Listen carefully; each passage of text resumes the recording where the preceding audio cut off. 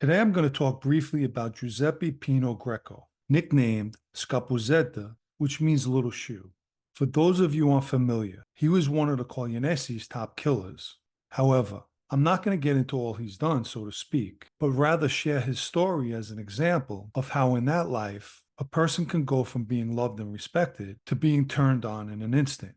Pino Greco was from Sicily, Sicily, which is the suburb of Palermo. It's also the place of the June 1963 massacre when a car bomb exploded, killing 7 people who were police and military officers. This took place during the First Mafia War, and the intended target was Salvatore Greco, the boss of Ciccoli, who was unharmed. Pino Greco would actually be groomed by Michele Greco, Salvatore's cousin, who would go on to become the head of the Sicilian Commission. Some reports say they were all related, and some say the opposite. The probable answer is they most likely were.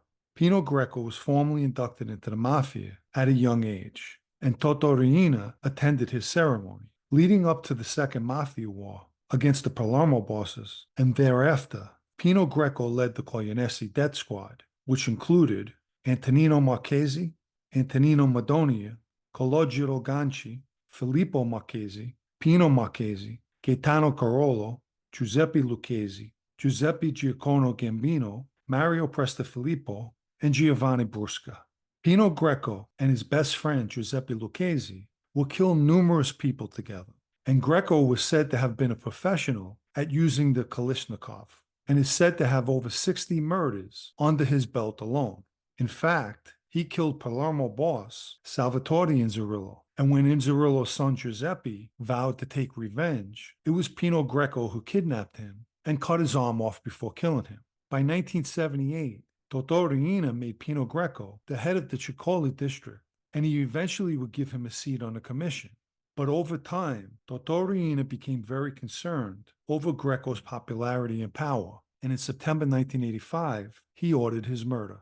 On that day, Giuseppe Lucchesi and Vincenzo Puccio rang the doorbell to a villa Greco was staying in. After Greco answered the door, he turned to walk back into the house, and Lucchesi opened fire on him. They did to him as he did to so many countless victims. They dissolved his body in acid. Pino Greco was at one point one of Toto Riina's top guys and a most loyal and trusted man. If you listen to these stories, where does loyalty really get you in that life? For example, Giuseppe Lucchesi was Pino Greco's best friend, yet he's the one who killed him.